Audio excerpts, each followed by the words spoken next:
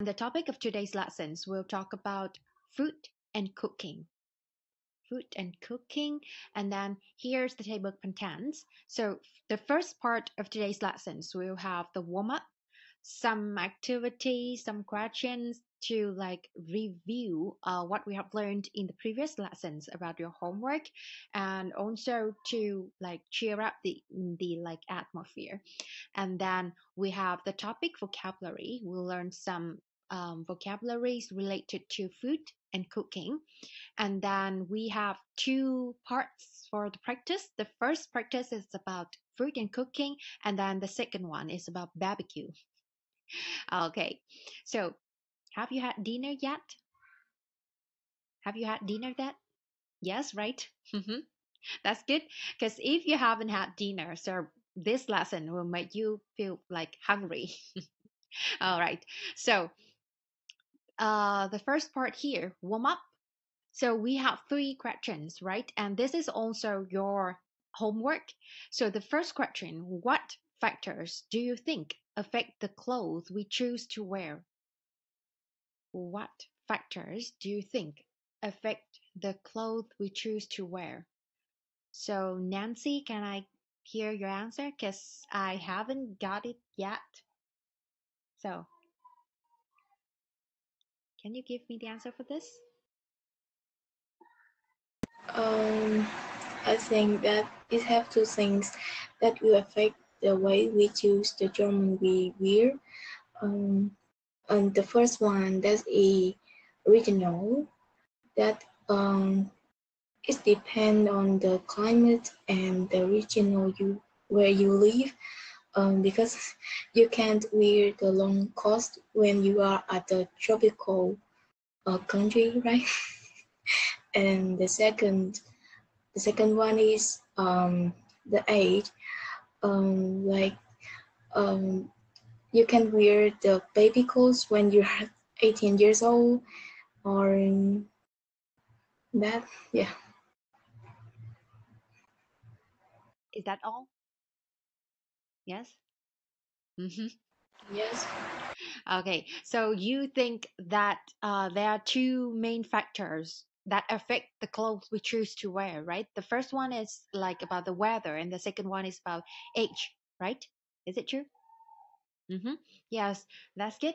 So I can see that you can like organize your idea quite good, but yes, and also your pronunciation is quite good, but you have to I want you to try to expand your idea more, and like I can see that you give the idea and then you give the example for your answer, but like I'd like you to choose like to expand more like explanation for your answer, like for example the first one about the weather, you can add more sentences to explain for the choice why weather, you have to base on the weather to choose clothes, right? And then you give example like you cannot wear long coat, something like that.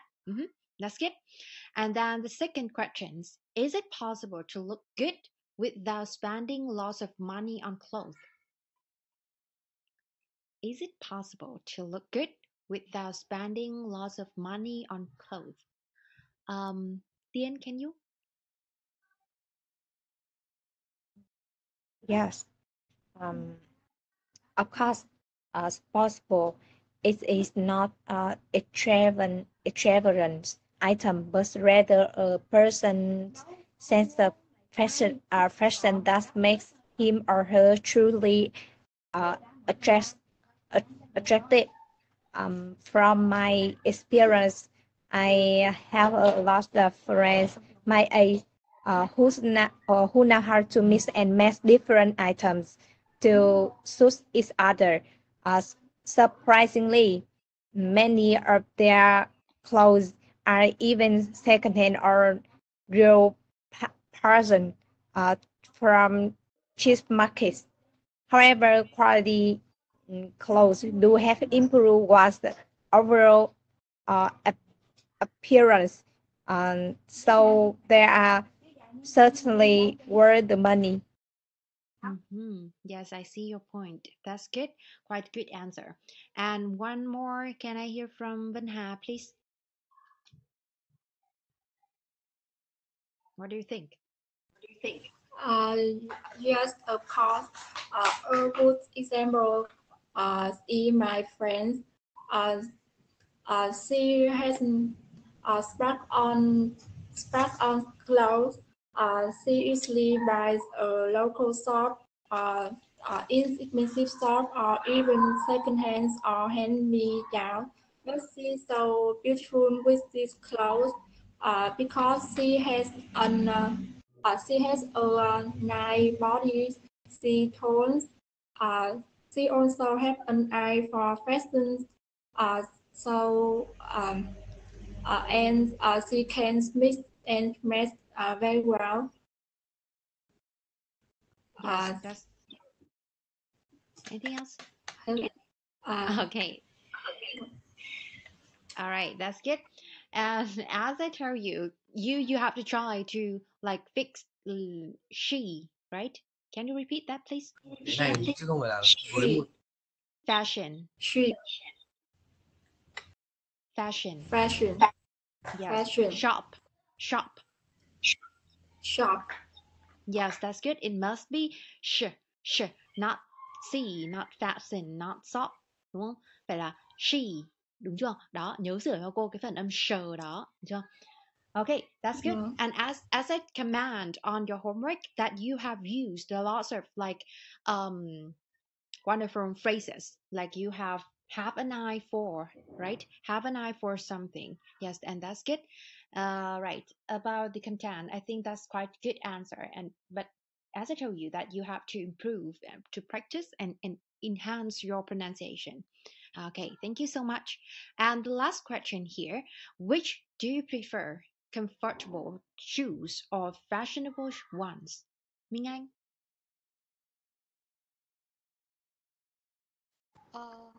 I prefer to wear comfortable shoes first because I'm a student and comfortable shoes are the best choice for a day. Next, I think comfortable shoe will not hurt my feet, and you can run and jump without worry about breaking. And finally, fashion shoes are often quite expensive and difficult to wear. I see. Thank you so much. Okay, so Ming Anh got like quite good organization for her answer. Like she used first, next, and then finally to list out the reasons, right? And that's good. Okay, as I told you that all of you got quite good answer for your homework and also for the warm up here. All right, thank you so much. So here I give you some sample answer for these questions. So the first one, what factors do you think affect the clothes we choose to wear?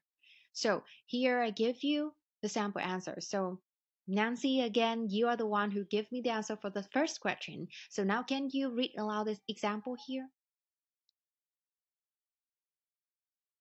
Yes. It depends where we are or where we are going is a big factor.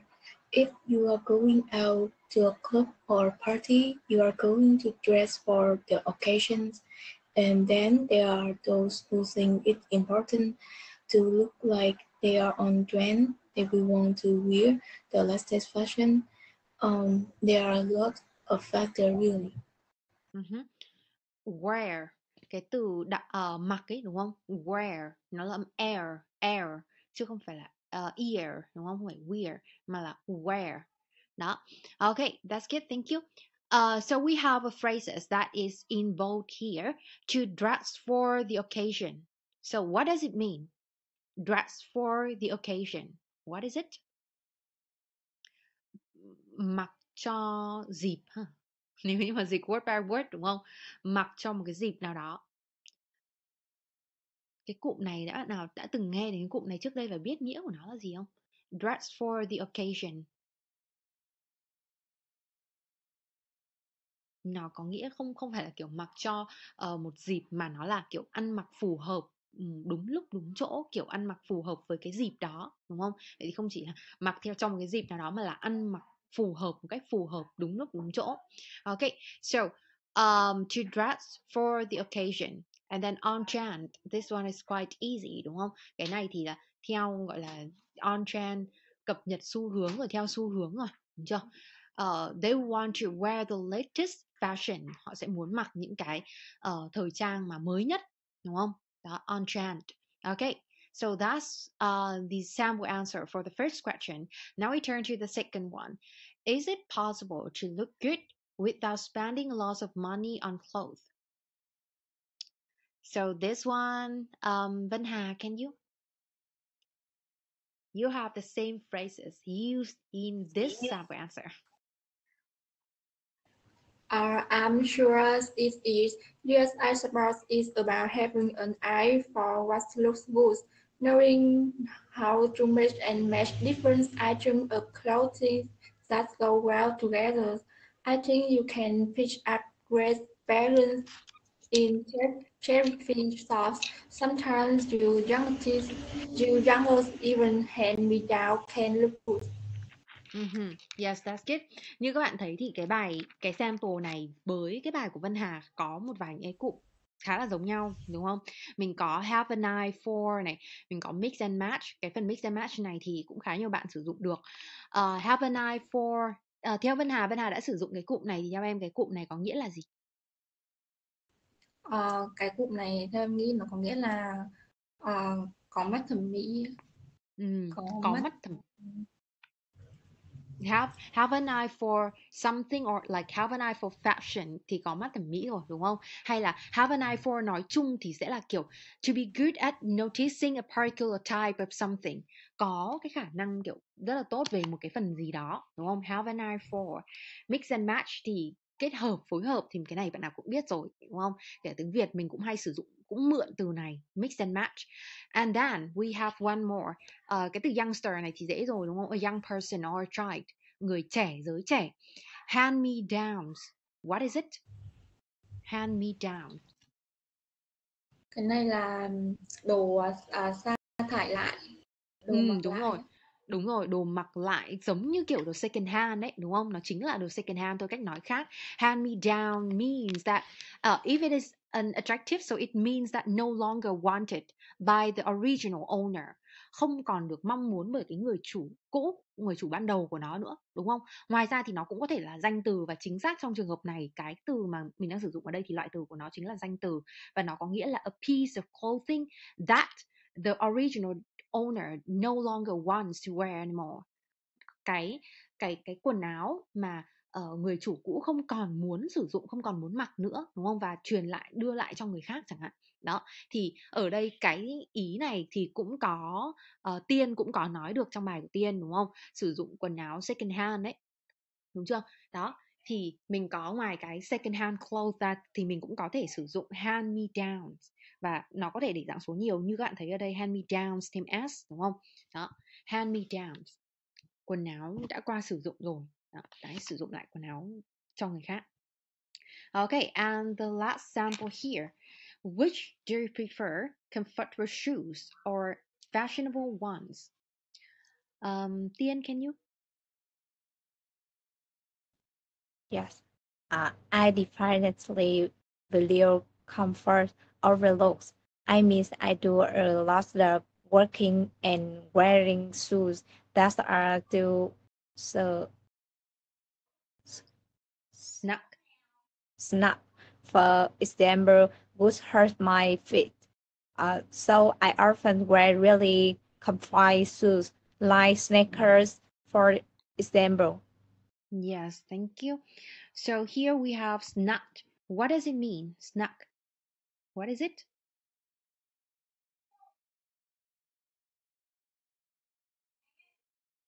Wearing shoes that are too snug would hurt my feet.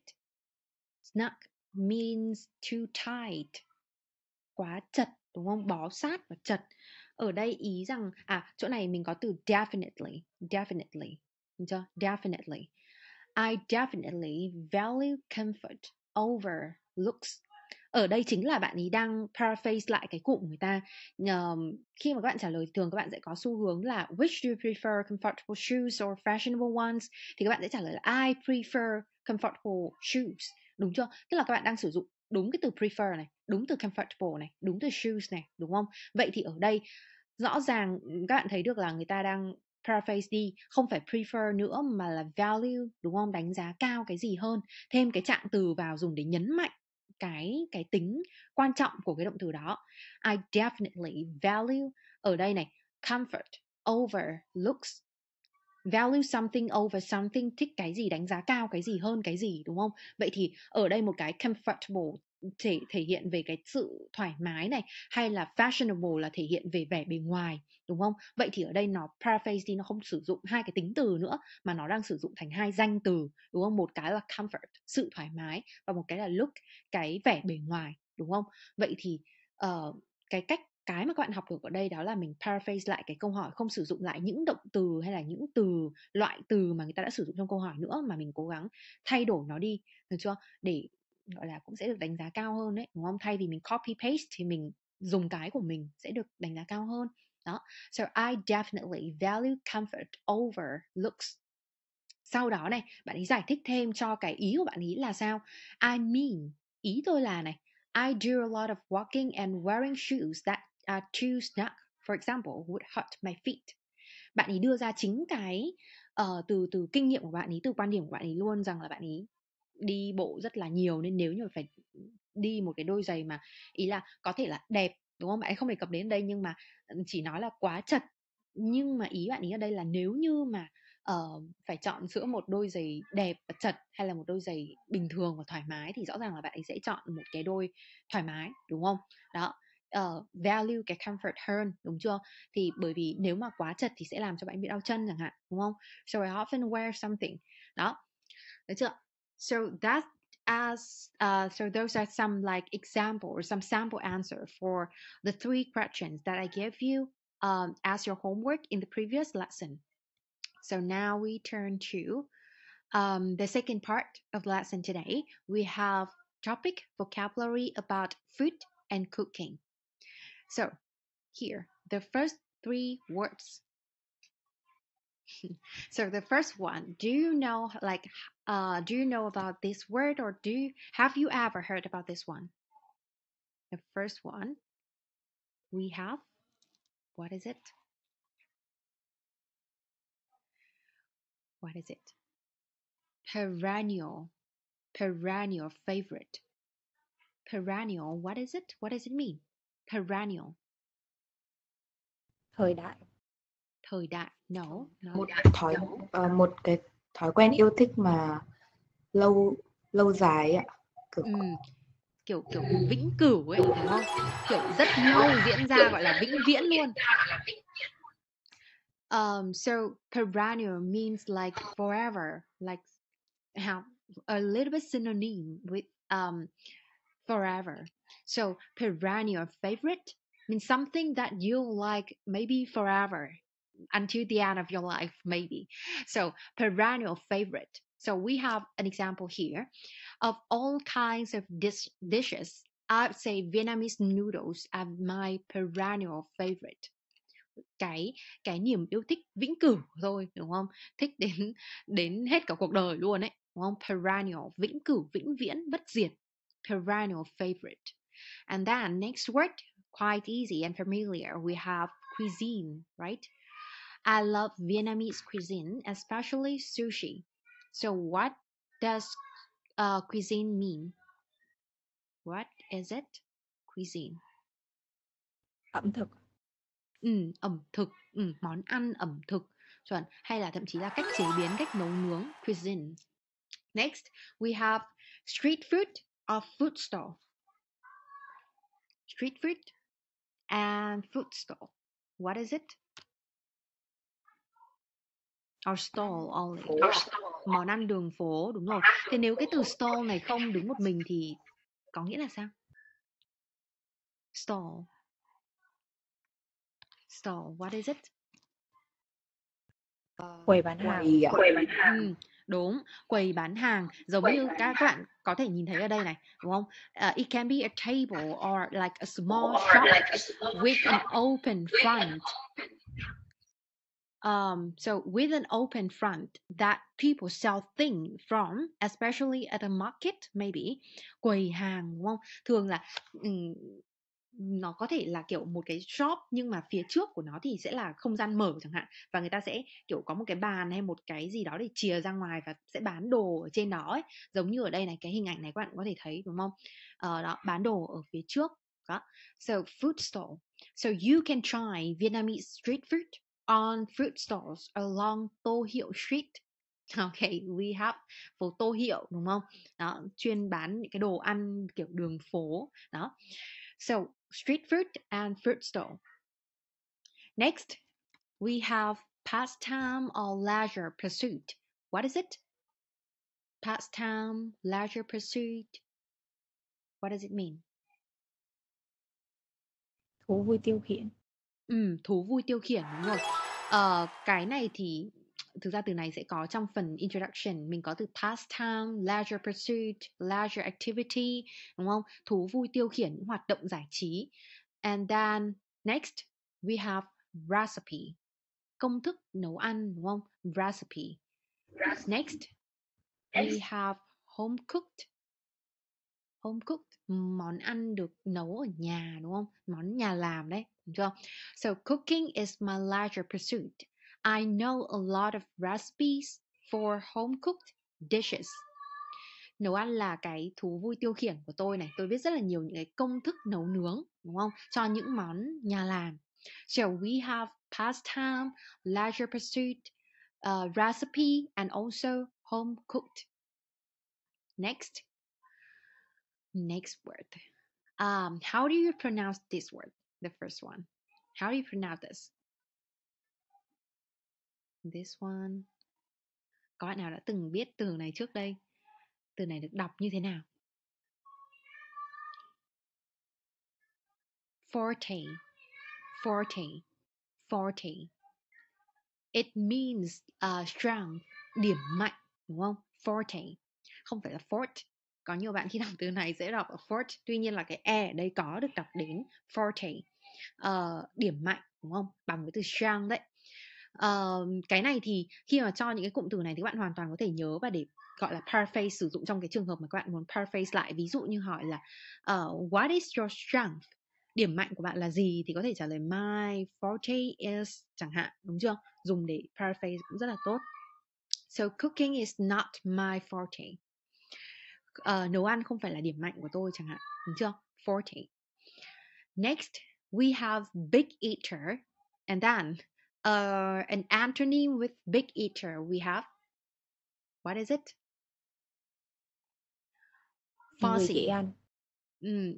Big eater thì là người dễ ăn rồi, dễ ăn uống. Mình có từ trái lập lại, đối nghĩa lại, fussy eater.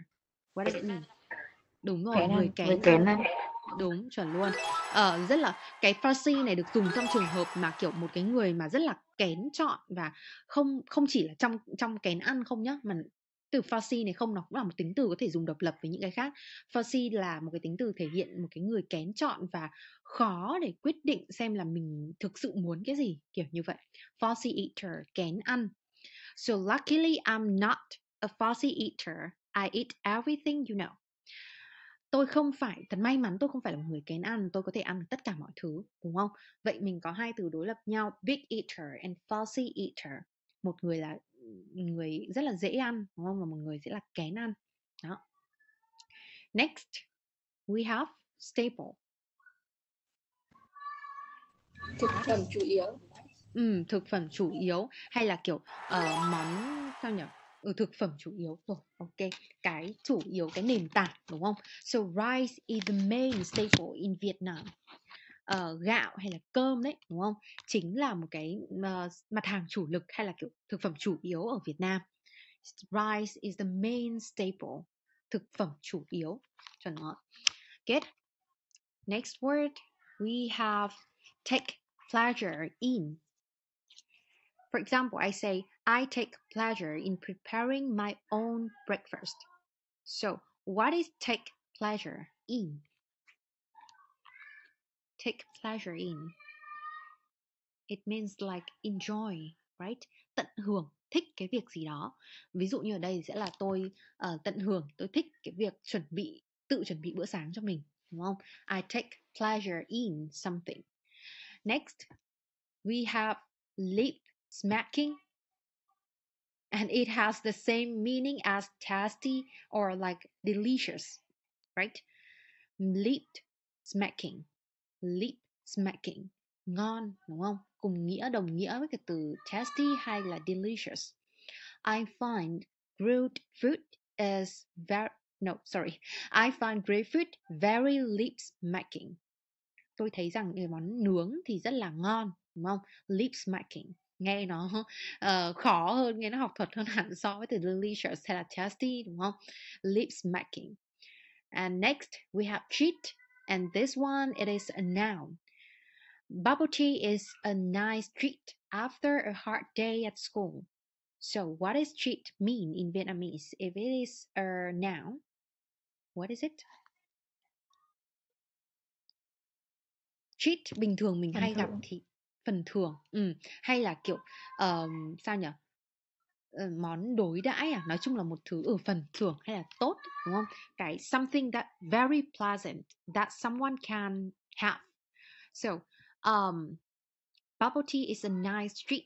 Bình thường nếu như nó là động từ ấy thì mình sẽ hiểu từ treat này sẽ là đối đãi cư xử, đúng không? Tuy nhiên nếu nó là danh từ thì sẽ là kiểu phần thưởng, đúng không? Cái mà tốt đẹp mà ai đó có thể có được. Okay, something very pleasant that somebody can enjoy. Yes, treat. Okay, next we have gathering and bonding. So my mom is often in charge of cooking in our family gathering. Family gathering. Quây quần sum họp, đúng không? Vậy câu này sẽ chính là mẹ của tôi thì thường chịu trách nhiệm cái việc nấu ăn trong những cái bữa sum họp của gia đình. Gathering. And then we also have bonding. Eating hot pot or barbecue is a great way for family bonding. Cũng là sự gắn kết, đúng không? Sự gắn kết giữa có thể là gia đình với nhau, family bonding hoặc là friend bonding cũng được. Đó. So gathering and bonding. Okay, so now we turn to a quick game. Let's build a story. So you'll be given a set of words. So what you have to do is to try to make a story using these words. For example, I give you big eater, take pleasure in, and then bonding. So we have an example here, an example story. Miss Mai is a big eater. She takes pleasure in all kinds of food. Yesterday, she attended a friend bonding. She ate too much that her friend would never invite her again. So again, you'll be given a set of words, like 3 words, and then you have to make a story. Remember, that must be a story, not just like a sentence, but a story using these words. Cô sẽ cho các bạn một nhóm từ hay là khoảng chắc là 3 từ. Và sau đó thì nhiệm vụ của các bạn sẽ phải là tạo ra một cái câu chuyện có sự xuất hiện của cả 3 cái từ này, là sao cho nó hợp lý. Được chưa? Nhớ phải là câu chuyện chứ không phải là một câu, đúng không? Bình thường sẽ là vận dụng học từ, sau đó là đặt câu với những từ đó. Tuy nhiên cái này không chỉ đơn giản là câu nữa mà phải là thành một câu chuyện có kiểu phải hợp lý một chút, đúng không? Có sử dụng cả 3 cái từ này, có sự xuất hiện của cả 3 từ này. Ok, vậy thì bây giờ các bạn có cần ôn lại, nhìn qua lại một lượt những cái từ mà mình đã học không, hay là có thể làm luôn? Đã nhớ được hết nghĩa chưa? Hay là phải xem lại một chút? Có cần không? Thôi nhá, nhớ hết rồi đúng không? Chắc là từ cũng dễ. Vậy thì bây giờ cô sẽ show luôn cho các bạn những cái set từ mà mình sẽ phải làm. Và sau đó thì các bạn sẽ có khoảng mấy nhỉ? Khoảng 2 phút đi. 1 phút thì chắc là mới chỉ kịp nghĩ ý tưởng thôi, còn chưa kịp viết lại thành câu cho nó hoàn chỉnh, đúng không? Bây giờ 2 phút đó kịp nhỉ? 2 phút thì các bạn có kịp để type cái câu chuyện nó ra không? Hoặc là các bạn có thể viết ra sau đó là kể lại cũng được nhá. Ok, 2 phút thôi nhá. Hay là 3? Cắt đi ạ. 3. Ok. Rồi vậy thì mình sẽ có 3 phút. Mỗi set từ sẽ có 3 từ, có 3 phút để bạn viết một câu chuyện ngắn thôi, nhưng mà phải có sự xuất hiện của cả 3 từ này, được chưa? Okay, so here you go. So the first step we have 40 lip smacking treat. Next, the second one we have staple, perennial favorite, pastime. Then we have cuisine, treat, and home cooked. So you can choose one out of these sets to make your own story. Các bạn chọn một trong 3 cái set từ này để viết câu chuyện của mình, được chưa? Tự chọn nhá, một trong 3 tùy các bạn. Okay, so now you have 3 minutes to write your story. Now.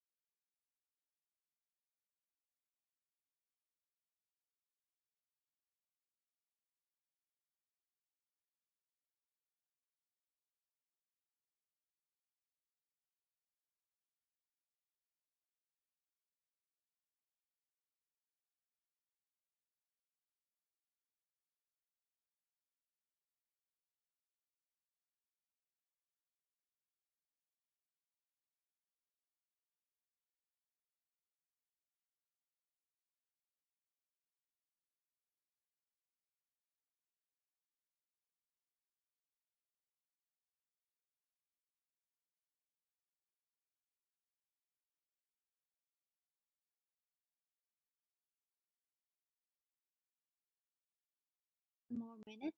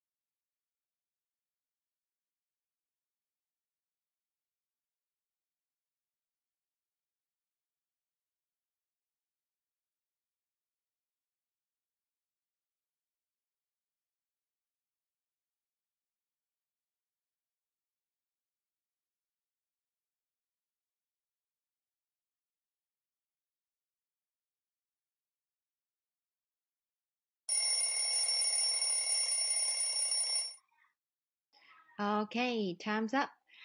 So now, have you finished? Have you? Okay, so anyone volunteers to give me the first story? Anyone volunteers? Chưa xong hả? 3 phút mà vẫn chưa xong câu chuyện. Có ai xung phong không nào? Viết gần xong rồi thử kể cho cô nghe câu chuyện của bạn xem nào. Ngắn thôi mà, mấy câu thôi, không cần dài đâu. Có ai không? Sao đứa nào cũng cúi gằm mặt hết thế này? Xong chưa? Xong chưa? Chưa nào xong hết à? Thêm 1 phút nữa nhá. Thêm hẳn 1 phút nữa cho viết nốt nhá. Ok, cho 1 phút nữa luôn này. Lần này là phải xong, lần này phải có đứa giơ tay cho cô nhá. 1 phút.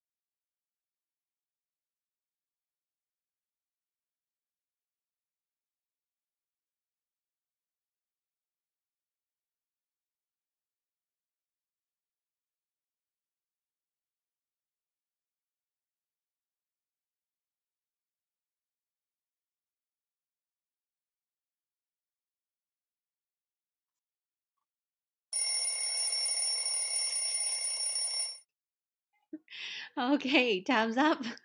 Lần này thêm hẳn 1 phút nữa rồi nhá. Nào xung phong cho cô nào, kể chuyện đi nào. Minh Anh xong rồi đúng không? Cô đấy Minh Anh ngẩng đầu cao lắm, chắc là xong rồi đây này. Hơi lủng củng tí ạ. Ok, kể cho cô nào. Em chọn set thứ mấy? Set từ thứ mấy? Em chọn set 1 ạ. Ok, bắt đầu. My father is a very good cook. His forte is to make grilled chicken. You know, on weekends he often treats the whole family with delicious food. Grilled chicken is a main dish and also leaves making for me. That's good. Tốt đấy chứ, đúng không? Cần gì, đâu có thấy lủng củng đâu, được mà. Có, tốt, ok, đã có tất cả sự xuất hiện của cả 3 từ này rồi, đúng không? Tốt. Ok, next. That's good, thank you Minh Anh. Next, Nancy, can you?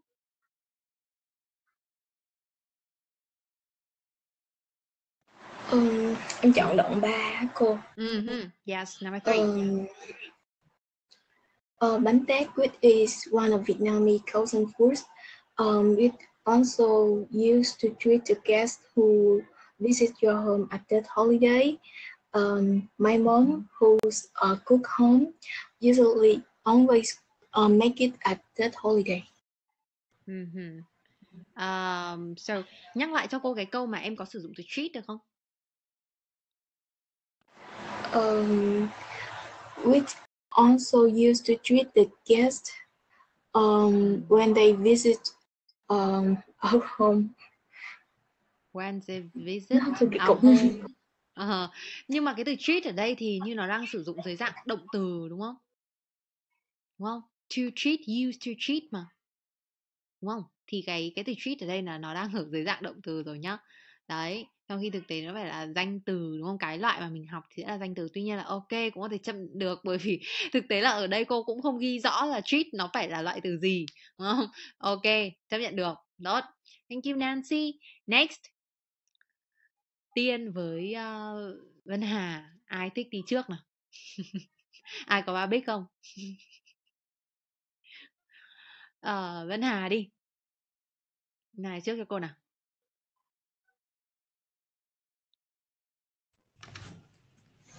Nhưng mà câu của em ngắn lắm cô. Nhắn cũng được. Set mấy? Set mấy em? Set 1 ạ. Set 1. Ok. My mom has a photos about cuisine, especially Vietnam traditional foods. Sometimes she invite her friends come home and teach them some sleep making food. Yes, that's good. Đúng là hơi ngắn thật đúng không? Nhưng mà cũng tương tự như Nancy cũng đang bị cái từ treat nó đang là động từ đúng không? Invite her friends and treat them đúng không? Đó thì cũng sẽ là có sử dụng động từ rồi. Treat ở đây đang là động từ nhưng mà ok vẫn tốt, chấp nhận được, tốt. Thank you Vân Hà. And Tiên, can you? You are the one who have like the most time for this. Though my mom is a great cook, cooking is not my forte. especially my mom cooks traditional foods, very lip snacking. So when I get a high score, my mom cooks noodle with a nitrate. Yes, that's good. Tiên đã có sử dụng, Tiên chọn set 1 đúng không? Và bạn ấy có sử dụng đúng và chuẩn chuẩn luôn cái form của từ treat là danh từ a nice treat for me. That's good. Okay, so all of you has done a great job and thank you so much for that. All right, so that's for the game about a story. Okay, so now we turn to the practice part, the first one about food and cooking. Okay, so now you have chance to work in pairs in 8 minutes and answer the questions. The first one, do you like cooking? Number 2, what is your favorite type of food? Number 3, is there any food you don't like? And then number 4, what is the most popular food in Vietnam? Okay, so we have 4 questions. So let's see. No, I think not 8 minutes. I think that I will give you 10 minutes for the pair discussion. So each of you will have 5 minutes to answer these 4 questions. Okay. Mình sẽ có 10 phút cho cái phần thảo luận theo cặp này và tức là mỗi bạn sẽ có 5 phút đúng không? Đó, để trả lời cho 4 câu này nên là lưu ý là các bạn sẽ phải trả lời luôn và đừng có mất nhiều thời gian suy nghĩ nhá. Okay, so let's see. You will have 10 minutes for the pair discussion. Oh, I cannot have 10 minutes. Oh, I see. I will have this one. 10 phút. Cô vừa chỉnh cái phần kia thôi. Rồi 10 phút, đúng không? 10 phút cho phần thảo luận nhóm. Ok, bây giờ cô sẽ chia nhóm này. Theo cặp, đúng không? Okay, so now you can join your own pairs and then take turns asking and answering these 4 questions in 10 minutes. Now.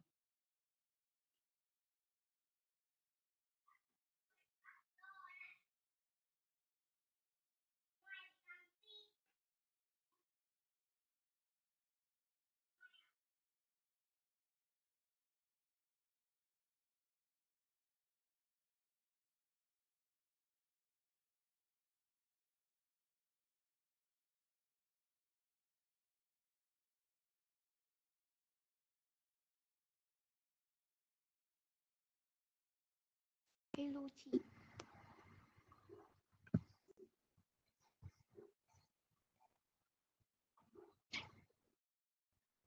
Chị ơi, kiểu chị phải chuẩn bị à hay là gì không ạ?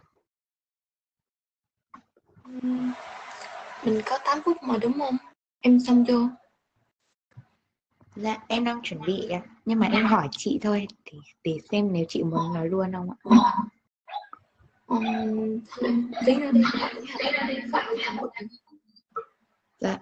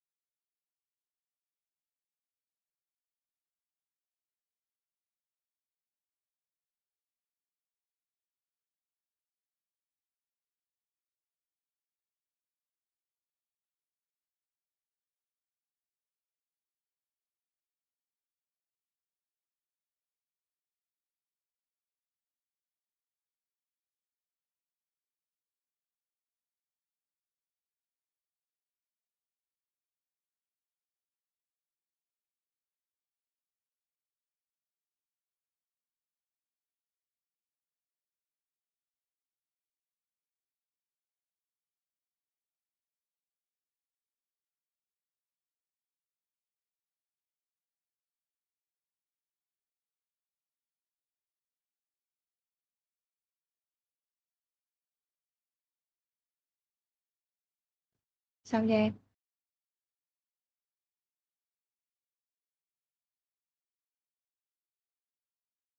Em hỏi chị trước nha. Do you like cooking? Yes, I love cooking. There is sometimes very relaxing and give a good feeling. I do not need to cook every often, but when I do, I feel like I kind of enjoy it. Mm.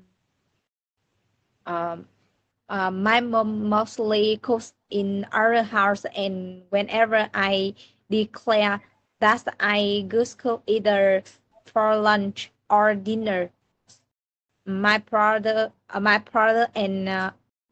become excited and worried mm, at the same time.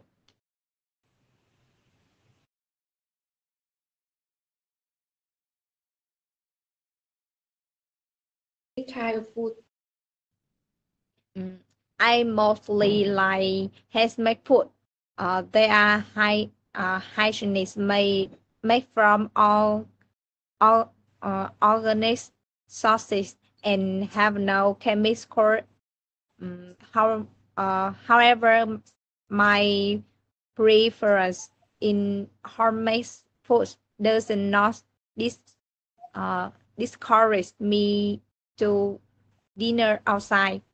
I prefer having dinner um, mm, in a restaurant as I love.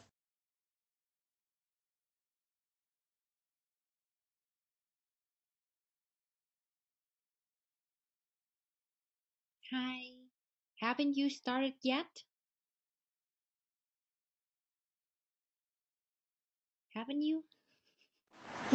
Chị chưa, nãy giờ tụi em đang chuẩn bị ý cô. Vẫn chuẩn bị á? Trời ơi, mấy phút rồi ý. Hình như bây giờ còn 6 phút nữa hay sao á? Chuẩn bị mà lâu thế. Luôn đi bắt đầu đi nào.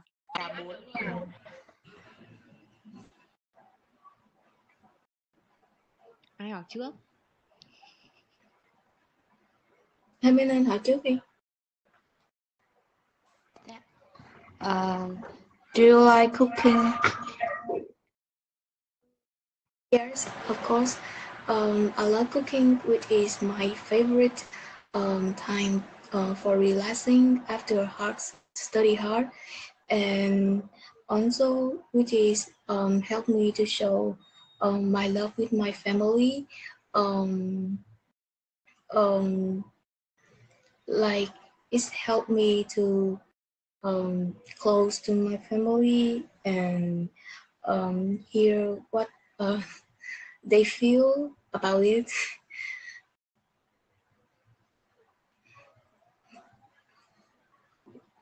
Yeah, that's it.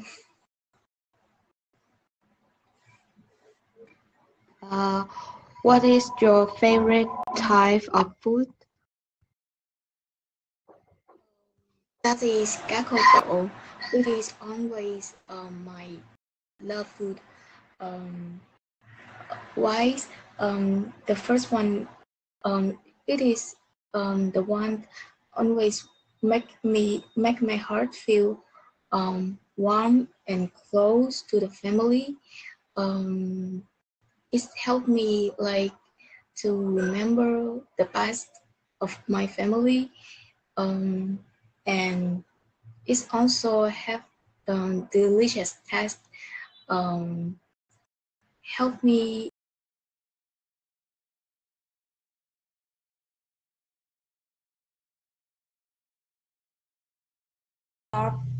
In the evenings, and I don't have time to cook, but uh, every weekend I usually go to the kitchen, help my mom to cook, if help me really stressed, and when I cook some delicious food for my families, I'm also happy.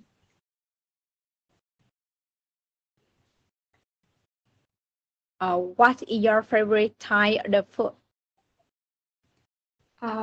To be honestly, when I am a kid, I think I'm sorry for uh, European food. But when I grow up, I think I I think I'm really like Vietnamese food. Uh, I can eat every day, every year. Uh, that never bore it. Is there any foods you don't like? Yes, but not much. Uh, I don't like kinds of foods related to vegetables, especially I eat I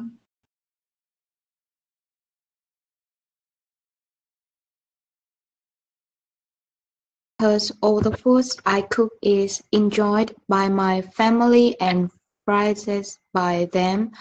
I think the next thing to cook will be cleaner and safer. In the end, I think the learning to cook is very interesting.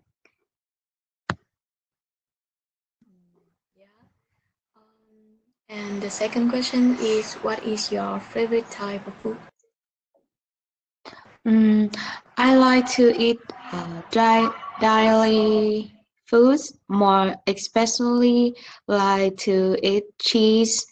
Is very delicious and creamy, and you can eat cheese with all the dishes. Um, in and I also like milky yogurt. It's very yum. Yeah, I also. Is there any food you don't like? Uh, I really think I hate eating ice cream because ice cream is too sweet for me and can get sore throat if you eat too much. The cream is still runny and dirty. That's the first one I hear that half the people hate ice cream. Um, and the fourth question is, what is the most popular food in Vietnam? The famous dish of Vietnam is is pho. It is a long-standing and traditional dish. Pho is easy to eat and is a dish that both tourists to Vietnam like to eat. They are phrases and they um, also recommend to their friend. Đó, em mới nghĩ đến đó xong em tịt ý luôn.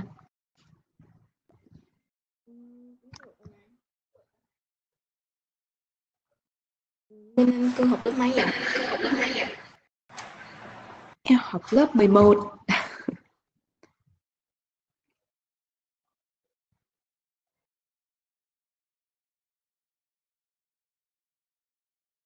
Cô đang tắt mic hay sao ấy nhỉ? Em chẳng nghe được cô nói này. I have just turned it on. So thank you so much. Okay, so all of you have finished discussing, right? So now you check it together. Number one, do you like cooking? Do you like cooking?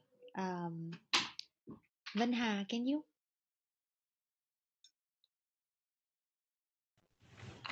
Yes, I really like cooking, but I'm really to cook because I'm a student.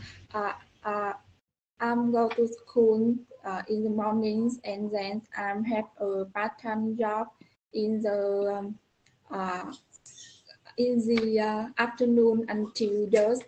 So my mom usually cook, but every weekend I come to the kitchen and help my mom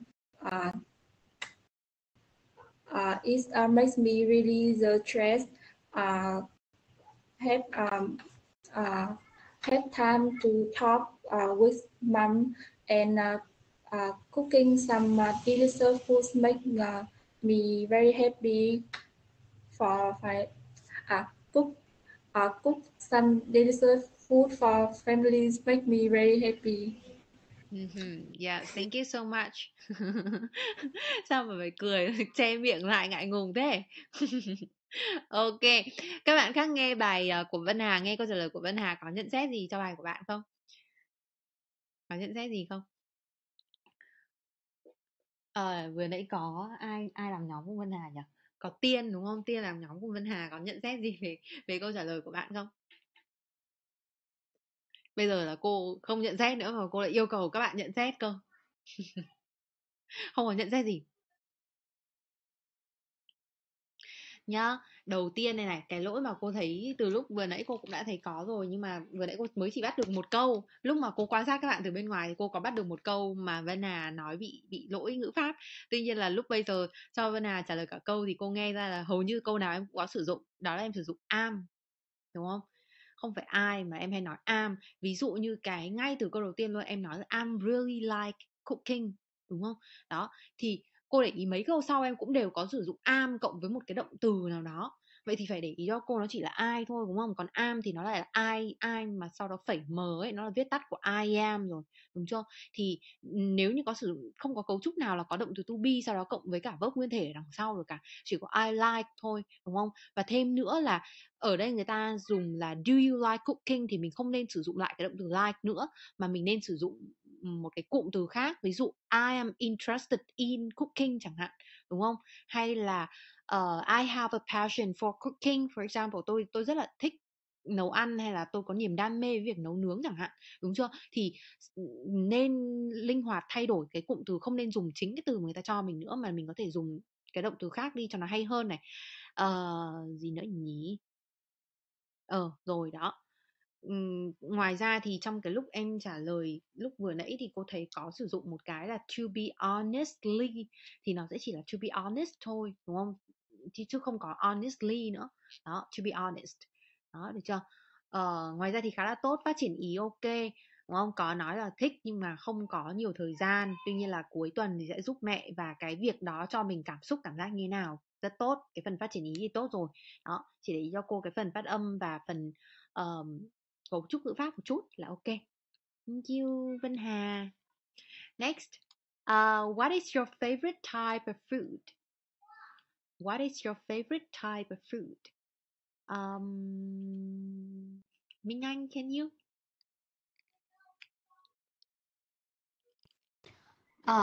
I like to eat daily food.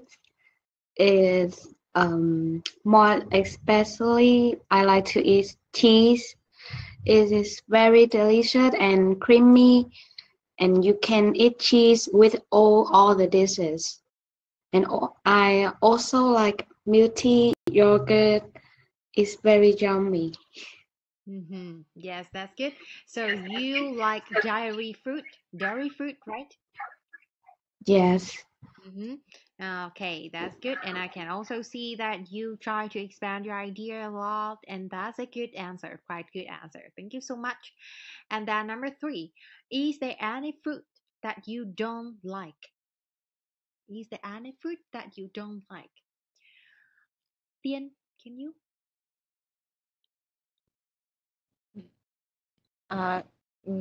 Well, of course, there is this one particular kind of food which I don't like. The one that sting. I can't eat things that are still smelly, such as durians, etc. I just cannot stand the smell of them. Yes, I see. So you do not like eating durian, right? Okay. Actually, I think it's quite good. I think, especially I like to eat bánh pía. You know that? Bánh pía. Nếu như mà để nói là bảo cô ăn sầu riêng không thì có thể là ít, nhưng mà cô khá là thích ăn bánh pía. Đó, nhưng mà bánh pía chính là trong đó có sầu riêng mà, đúng không? Có ngoài Tiên ra thì có bạn nào không ăn được sầu riêng hay là kiểu những cái thứ mà nó có kiểu cái mùi hơi nặng một chút không? Có là trong lớp mình không ăn được sầu riêng nữa không? Okay, that's good. And the last question. What is the most popular food in Vietnam? And of course we have Nancy. What is the most popular food in Vietnam? For me, from my point of view, I think the most popular food in Vietnam is canh chua. I think every Vietnamese people, they are all know it. The first one, it's easily to eat. The taste is quite sour and a little bit sweet. So it's not hard not to eat. And the second one is one of traditional Vietnamese food. So I think that is the most popular food in Vietnam. So can you repeat the name of that food? What is it? Canh chua cô.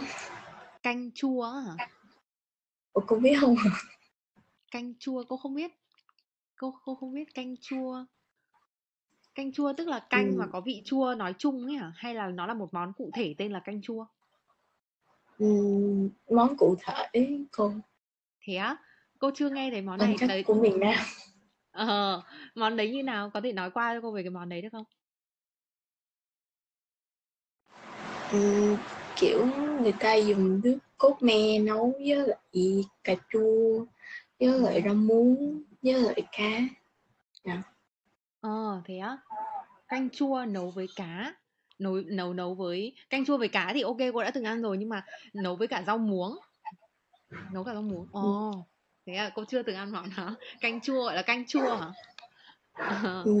Kiểu miền Tây. Ok.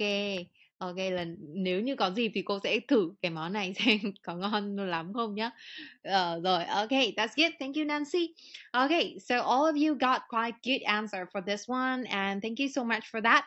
So now, I give you something, some like it can also be sample answer like this one, and it can also like the way you can paraphrase or the way you can answer these questions. So the first thing here, the first question, do you like cooking? Đây là một câu hỏi yes no question, đúng không? Và như cô đã từng nói với các bạn rồi, đối với câu hỏi yes no question thì các bạn sẽ phải đưa ra câu trả lời trực tiếp cho cô xem là có hay không, đúng chưa? Vậy cái đầu tiên yes or no, and then you can paraphrase the sentence like you do not use like anymore, but you can change it into have a passion for or be fond of something. So you can say cooking is my pastime or my leisure pursuit, or like I have a passion for cooking or I am fond of cooking. Đúng không? Cái này chính là cái vừa nãy cô nhận xét thôi, đó là mình sẽ phải paraphrase đi chứ không sử dụng từ like nữa, có thể thay bằng have a passion for hay là to be fond of, và cũng có thể nói theo một cách hoàn toàn khác luôn, my pastime hay là my leisure pursuit. And then for question number 2, what is your favorite type of food? So we can change favorite type into my go-to type of food, or my favorite, instead of saying favorite, right? Or something is my favorite. For example, ice cream is my favorite. Đúng không? Ở đây favorite type thì cái từ favorite này nó đang ở dạng tính từ, đúng không? Tuy nhiên các bạn hoàn toàn có thể chuyển nó sang thành, ví dụ ice cream is my favorite thì favorite ở đây nó lại chuyển thành danh từ rồi đấy, đúng không? Nó chính là sử dụng cái đây này, các bạn hoàn toàn có thể sử dụng chính cái cụm này luôn. My perennial favorite, đúng không? Cái gì đó yêu thích kiểu vĩnh viễn cả đời tôi, đúng không? Đó, thế thì trả lời cho câu hỏi này đấy, ví dụ chính cái câu ví dụ này luôn, of all kinds of dishes, I'd say Vietnamese noodles are my perennial favorite, đúng chưa? Lấy chính câu này luôn để nói về cái món ăn yêu thích của mình luôn. Đó. Ok, vậy là phải paraphrase đi này. Rồi, Phần dưới, number 3, is there any food that you don't like? Vậy thì ở đây lại paraphrase, không phải don't like nữa mà có thể chuyển thành I'm not very fond of. Tôi không thích cái gì đó này, hoặc là something is not my cup of tea. Cái gì đó không phải là my cup of tea, chính là thứ mà mình yêu thích đấy, đúng không? Không phải là thứ mà tôi yêu thích này. Hoặc là I would say no to. Tôi sẽ nói không với cái món gì đó. Ví dụ như Tiên có thể trả lời I would say no to durian. Đúng chưa? Tôi sẽ nói không với món này, tức là tôi không thích món đấy đấy, đúng không? Vậy paraphrase cái câu hỏi của người ta đi nhá. Cố gắng như thế. And the last one, what is the most popular food in Vietnam? Đây, đúng không? Không sử dụng the most popular nữa mà chuyển thành phở is Vietnamese people's perennial favorite. Đó, đúng không? Không phải là most popular food nữa mà thành perennial favorite. Được chưa? Và bây giờ xem cho cô phần sample answer này. Number 1, do you like cooking? So the first sample here we have, yes, I do. You know, I take pleasure in cooking and spend a lot of time finding new recipes. You can say cooking is my pastime. And then the second one, not really. You know, cooking is not my forte. I prefer ready meals and takeaways instead. But my mom is a great cook. She's an expert on home cooked food. Vậy thì ở đây nhá, bạn ấy có sử dụng những cái cụm từ thì mình không nói rồi này, những cái cụm từ mà mình đã học, hay là cái cách nếu như bạn ấy không thích thì sao? Nếu đương nhiên là mình thích nói, mình thích nấu ăn thì mình có thể mở rộng rất là nhiều ý về cái phần này. Nhưng nếu như mình không thích chẳng hạn, vậy thì có thể là vì sao, có thể như bạn ấy nói ra là bạn ấy thích những cái bữa ăn sẵn, món ăn sẵn hơn, đúng không? Hay là những món ăn mang đi, nhưng mà bạn ấy mở rộng bằng cách là bạn ấy đề cập đến mẹ, đúng không? Mặc dù là bạn ấy như thế nhưng mà mẹ bạn ấy thì lại là một người nấu ăn rất giỏi chẳng hạn, đúng chưa? Hoặc là ngoài ra có thể mở rộng thêm bằng cách là tại sao mình nói là mình không thích, thì tại sao mình lại không thích nấu ăn? Vì mình không giỏi hay là vì mình không có thời gian để luyện tập hay sao đó, đúng chưa? Rất nhiều cách để mở rộng ý. Next, number 2, what is your favorite type of food? So I'd say Asian cuisine is my go-to. Go-to này đã từng gặp trong bài trước rồi, đúng không? You know, I'm a big fan of Thai dishes, Vietnamese dishes, and so on. Compared to Western food, I feel that Asian dishes use more bold flavors and spice. Bold flavors. What does it mean? Bold flavor. What is it? Bold flavor. What is it? Bold flavor. Flavor thì là hương vị rồi. Còn bold bình thường mình hay gặp nó là kiểu nếu như cô nói là this word is in bold, cái từ này được in đậm, đúng không? Vậy thì bold chính là kiểu đậm ấy. Vậy thì ở đây theo cái nghĩa ở đây thì nó sẽ là đậm đà, hương vị đậm đà, đúng chưa? Ở đây bạn ý không nói rõ, ví dụ như các bạn thường thì như vừa nãy các bạn trả lời thì bạn sẽ trả lời cụ thể một món nào đó, nhưng ở đây thì bạn ấy nói chung rằng món ăn châu Á, đúng không? Bạn ấy thích món ăn châu Á và bạn ấy nói rõ là bạn ấy thích món của Thái và món Việt này, và bạn ấy so sánh giữa món của châu Á và món của phương Tây thì bạn ấy thấy rằng là châu Á, những món ăn của châu Á thì đậm đà hương vị hơn và sử dụng nhiều gia vị hơn, đúng không? Đó. Vậy thì so sánh, đưa ra cái quan điểm của mình và sau đó đưa ra lý do, cũng như là có thể so sánh thêm với cái loại khác hoặc đề cập đến cái mà mình không thích, được chưa? Next, number 3, is there any food that you don't like? So no, not really. I'm not a fussy eater. I'm a big eater actually. I eat all kinds of food. Thực ra thì đây chưa phải là một câu trả lời tốt. Chỉ là thứ nhất là hỏi có phải hay không, yes no question, vậy trả lời no not really, trả lời trực tiếp không, đúng không? Và sau đó đưa ra nói rằng tôi là một người, tôi không phải là một người kén ăn, đúng không? Và tôi kiểu big eater, cái gì cũng ăn được, tôi có thể ăn tất cả mọi loại thức ăn, đúng không? Thì thực ra thì đến đây bạn ấy cũng đã trả lời hết ý của bạn ấy rồi, tuy nhiên là nó hơi ngắn và hoàn toàn là có thể phát triển thêm nữa. Nếu như bạn có thể thì bạn nên phát triển thêm nữa cho cô, hơi ngắn, câu này hơi ngắn một chút. Thực ra thì câu này khá là sao nhỉ, nó nhiều câu, đúng không? 1, 2, 3, 4 câu trả lời này có 4 câu, nhưng mà đa số câu này đều là câu đơn. Đó, thì nếu có thể thì các bạn nên sử dụng nhiều câu ghép hoặc là câu phức, hay thậm chí là câu phức ghép trong bài. Thì thay vì là sử dụng quá nhiều câu đơn thì nên sử dụng nhiều câu nó phức tạp hơn một chút thì bài sẽ được đánh giá cao hơn. And then number 4, what is the most popular food in Vietnam? So I guess it's street food. Just have a walk around Vietnamese street and you'll see numerous food stalls selling different kinds of noodles such as phở, bún, miến, and so on. So the price is very cheap and the food are lips making. Ở đây cũng nói chung chung đúng không? Không phải là một món ăn cụ thể nào cả mà sẽ chỉ là street food thôi, món ăn đường phố. Các bạn có biết ông gì nhỉ? Cô không nhớ, có một cái ông mà có cái nhà hàng, ông ấy hay làm cho MasterChef ấy, làm giám khảo cho MasterChef ấy. Có bạn nào xem cái chương trình đấy và biết cái ông ấy tên là gì không nhỉ? Ông ấy có một cái kênh YouTube và có một cái kiểu chuyên đi đến các nước và quay về các món ăn ấy. Cô không nhớ lắm tại vì có một lần học sinh của cô xem về cái ông đấy là ơi Thì như em nhớ là kiểu cái gì mà Chocolate Nguyễn hay cái gì không? Hình như thế, không phải Nguyễn. Ông ấy là người nước ngoài luôn ấy.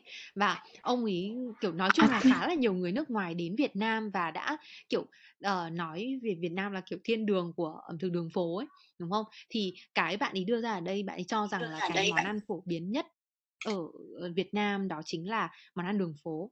Và bạn ấy có đưa ra thêm là chỉ cần đi một vòng quanh thì sẽ có rất nhiều những cái quầy đồ ăn rồi thế này thế kia, đúng không? Và đề cập đến một số những cái món ăn tiêu biểu. Đó, đây cũng là một cái cách trả lời khá là hay. Các bạn có thể học hỏi thêm từ những cái sample answer này. Nếu như cái ý nào tốt thì mình học, còn ý nào chưa được tốt lắm thì mình có thể rút kinh nghiệm, đúng không? Alright, that's good. So that's for the first practice. Now we turn to the second part here about barbecue. Thịt nướng đấy, đúng không? So here we have 3 words. The first one, eggplant. What is it? Eggplant. What is it?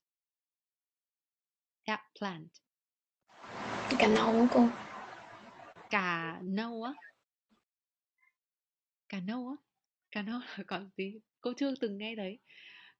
Cà nâu có thể là do từ địa phương cô không rõ, nhưng mà nó là quả cà tím ý. Các bạn biết cái đó không? Có vẻ nó cái quả cà nâu mà Hương đang đề cập đến nó là cái quả màu tím đúng không? Có màu tím không? Đúng rồi. Thế thì nó là quả cà tím.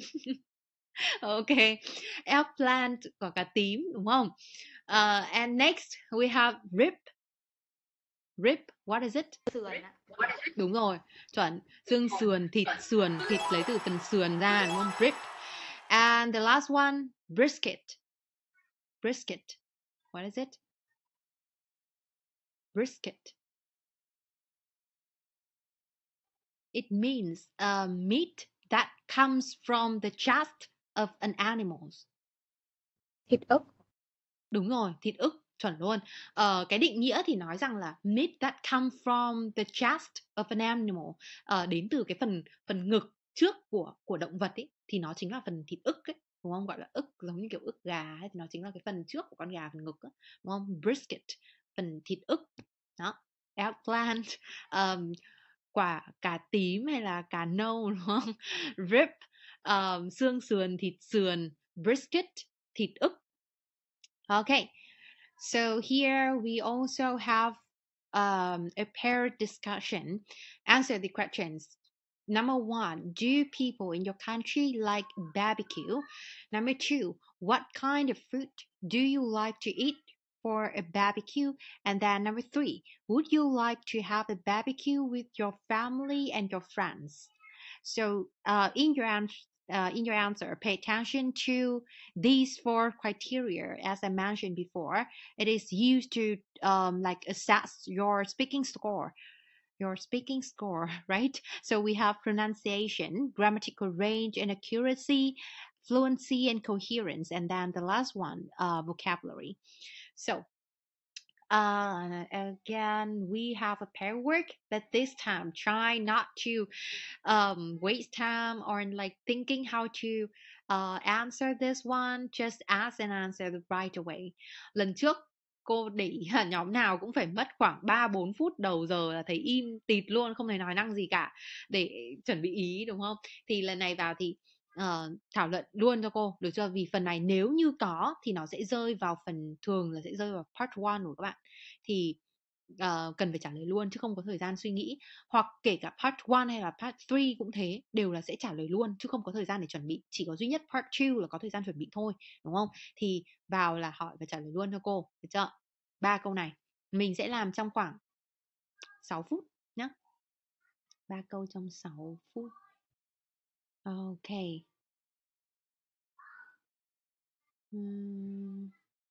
Okay, so now join your own pairs, take turns asking and answering these questions. Now.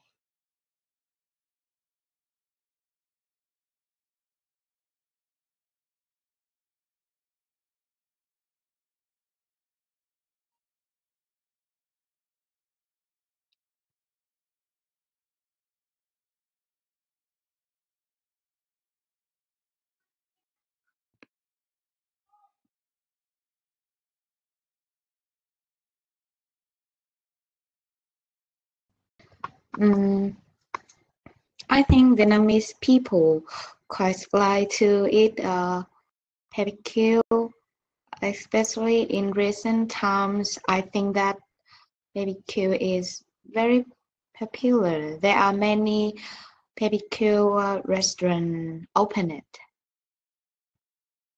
Em mới nghĩ ra như thế thôi. Em không nghĩ ra, chưa nghĩ ra cái gì nhiều lắm. What kind of food do you like to eat for a barbecue?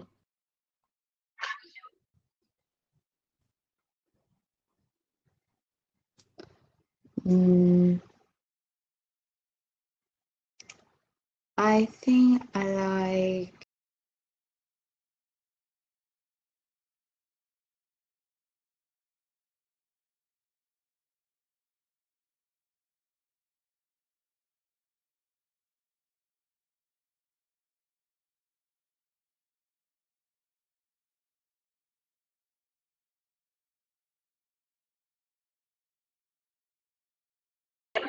Vâng ạ.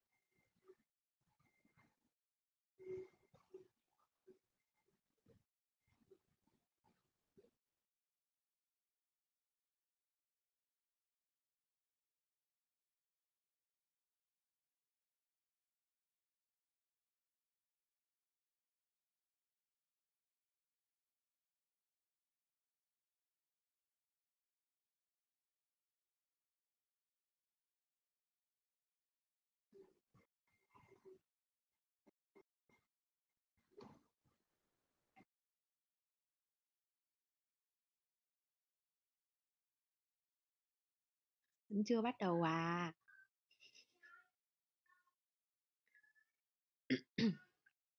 Đâu rồi? Bắt đầu đi nào.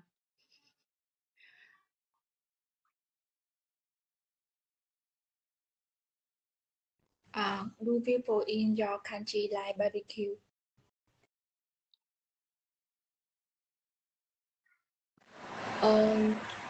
In my opinion, that is, of course, because the most of people in my country, they usually having time for barbecue because the first is taste good, it's easy to eat, and the second is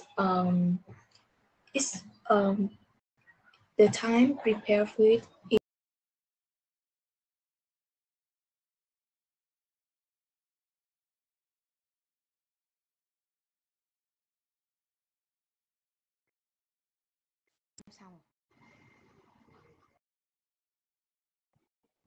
Chị hỏi em, chị. What kind of food do you like to eat for a barbecue? Mm, my I like to eat grilled meat, grilled vegetable, and serve it with cheese. The accompaniment with baked goods to not get bored can be eggplant or some kind of uh, carbonated drink, and I especially like to eat with sauce and drink soft drink. Would you like to have a barbecue with your family and your friends?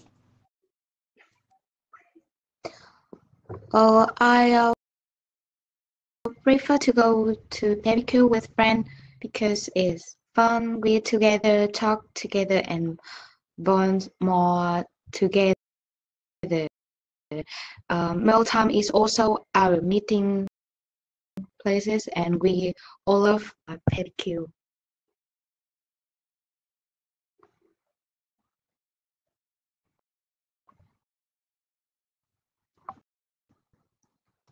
Em hỏi nha. Do people in your country like barbecue?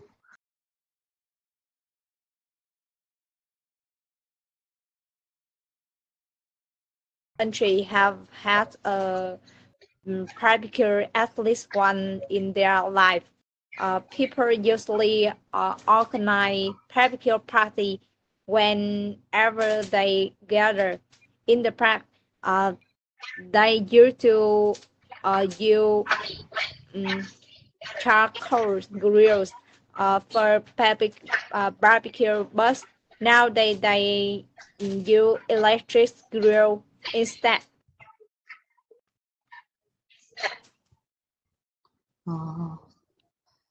And what kind of food do you like to eat for a barbecue? Well, it's a quite a difficult question. For a food lover like me, mm, besides must have foods such as a grilled rib. Um, I think I prefer and I explain. I think I prefer to eat vegetable like cabbage um, on top of that barbecue sauce is dispensable for a breakfast uh, barbecue.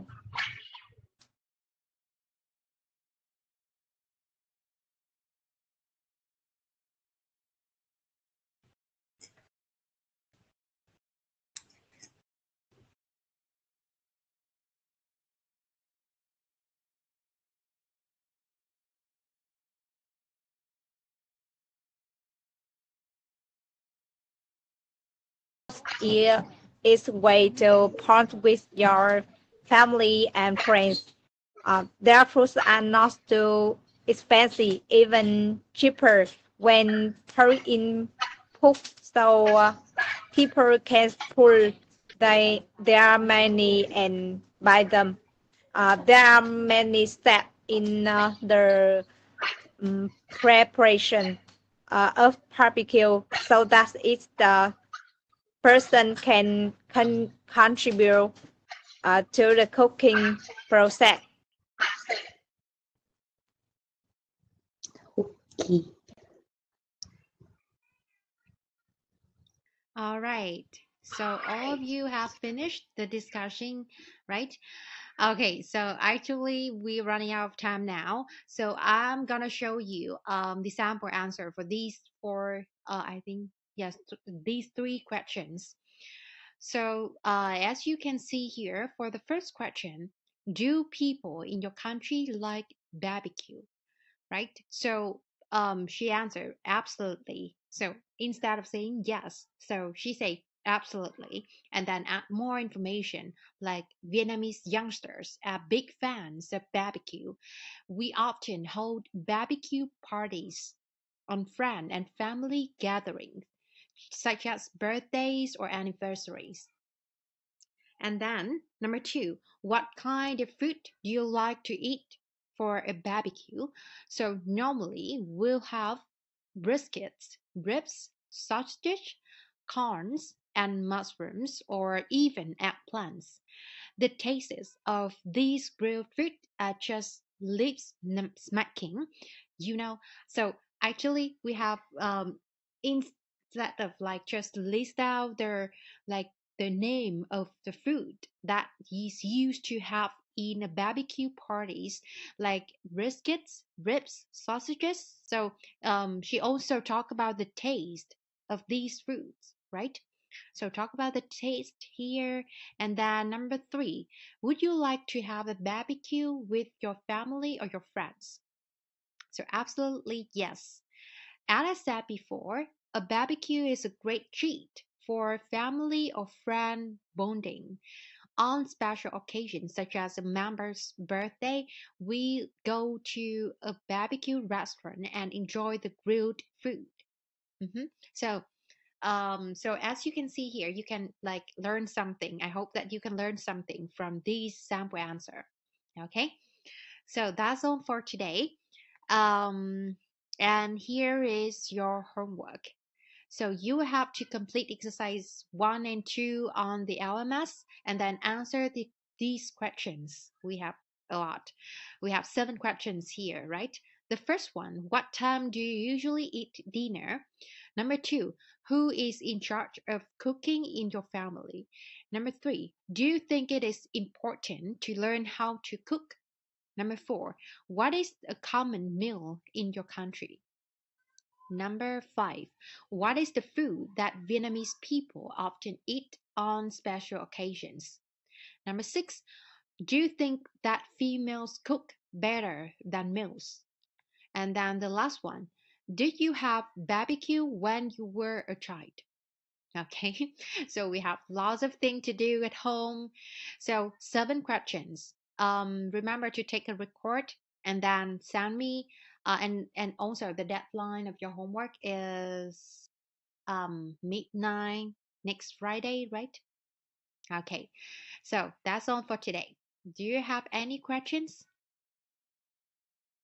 Any questions? No? Okay.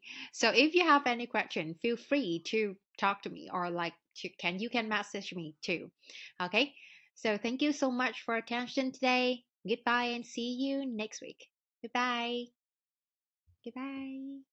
Goodbye. Goodbye, good Thank you so night. much. Good night.